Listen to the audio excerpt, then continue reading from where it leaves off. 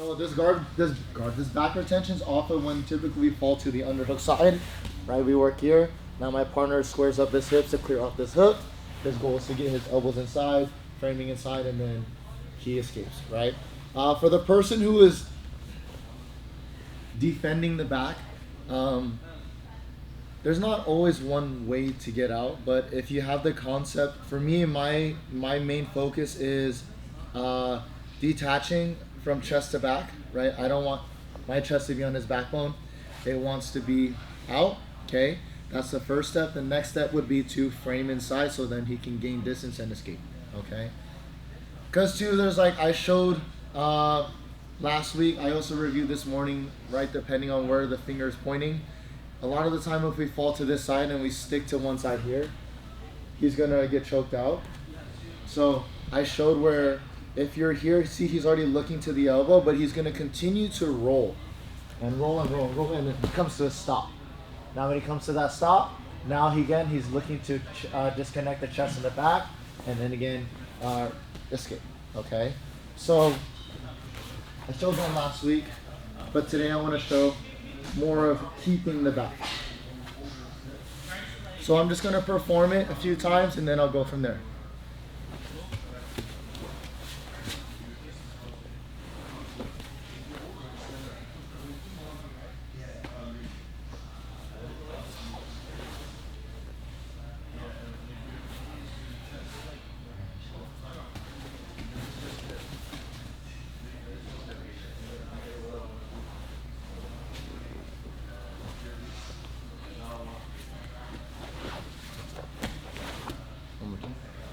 So see how to the, go back, okay? When I recovered, I landed on this side. I can't do this back retention if I'm on the top side. If I'm on this side, I have the freedom to get to my elbow. But when I'm under, it's difficult for us to get to our elbow, right? So that's why I like to go power half Nelson to a gable grip. And then I mentioned the scarecrow, right? Where it's like basically like this. How do you explain a scarecrow? It's in like a farm. It scares away the birds. So things that like are stuffed. I'm trying to make his arms here. Okay, almost like a crucifix. So what happens is I get to here. I'm losing this hook. Okay, I lock my legs close to the hip, bridge in to not allow him to get his elbow inside, and now the choking hand, just gonna go behind. Form behind the neck and head, and now I connect to him hands to a gable grip. I do not keep my arm to his armpit. I have to open up my elbow to his bicep elbow area. Now he's spread out. Now it's easier for me to apply hip pressure and go from here. Now the next step will be to reach through with the hand that is behind the neck and almost grabbing his backbone to where I want my back to, or my chest to get to. Now once I'm here, I pull him to this side, and I use my lockdown here to stretch him here, okay? And I keep this left arm of mine kind of like a harness, because if I don't go here, then Toby could like roll away, okay? So I use this as a harness on his chest and shoulder, because if he tries to run away now, I have control. Now, if you notice when I performed it, I did this and this. You can either do a motorcycle grip by opening up the chest and extending the bicep and chest here. It's very uncomfortable. Or you can then underhook this arm, chest escapes, there's space to then regain a seatbelt here. Now I can then relieve on my right knee to go high, and I shuck him down with my knee on his hip, and then I regain the back, okay? So again, you're doing it to the underhook side. I lock, I close the space. You can also too use your foot on the mat if you have the abilities to drive into him. Now if he doesn't like that, he'll come back. And then already, I look to go for the lockdown.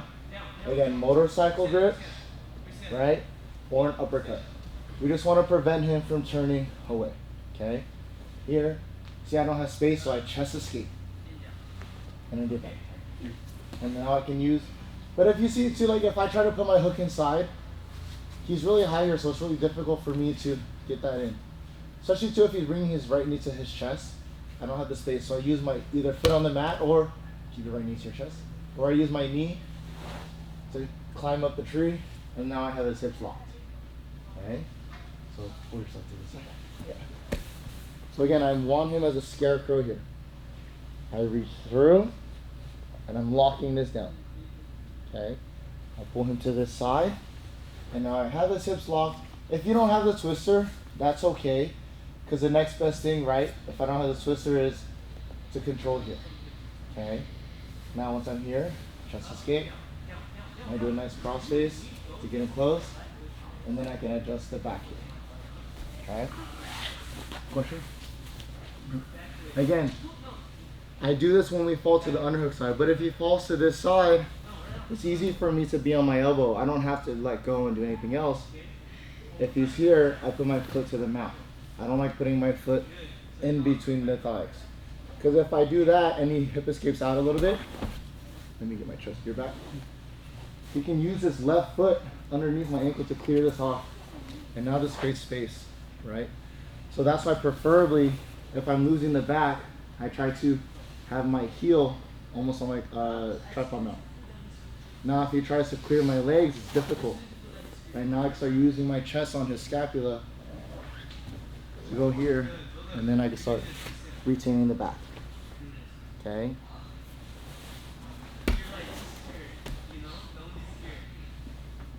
Again, like a harness, going here. Okay? Why do I do this first? I just do this to like slow him down to gain space, and then I can start retrieving my left arm deep through, and I pull. I'm not doing this. See how my arm is opening up? I want a nice good hook on his shoulder, and I keep the bicep strong. Now I can start bringing him to this side. Okay? I'm gonna go here. Another thing you can do too, if you like, is when you get to here, right? Let's say I go here and I pull him to this side, and he beats the turn. He turns too fast. Okay? What do I do from there? His hands are going to be busy. Go ahead and turn. So that you want to go ahead. And then look, I have the front headlock. Now I can start finishing from here. Or two, I can start kicking him over and going for the front headlock series. Okay?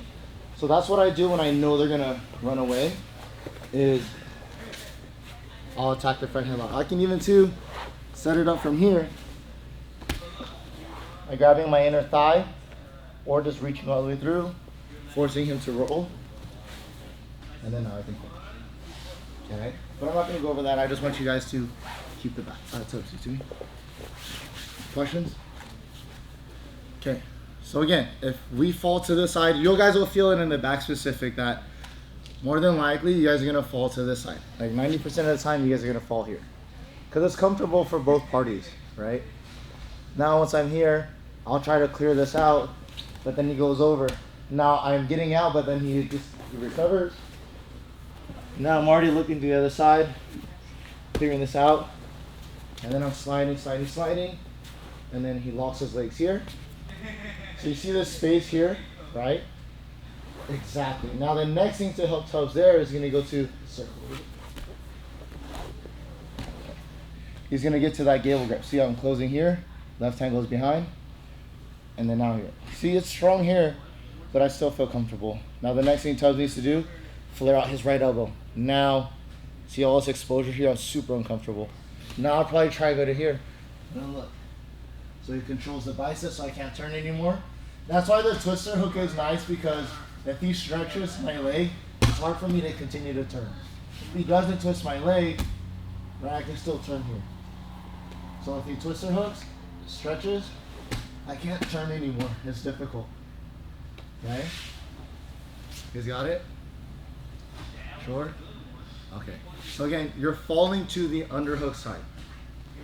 If you do happen to fall to the top side, your partner's going to use that back retention to get you over to the other side. They clear, and you go gable grip. The hand that is going behind the neck is palm down. Okay? Here. Whatever hand is on the back of the neck is palm down. Okay? You got it?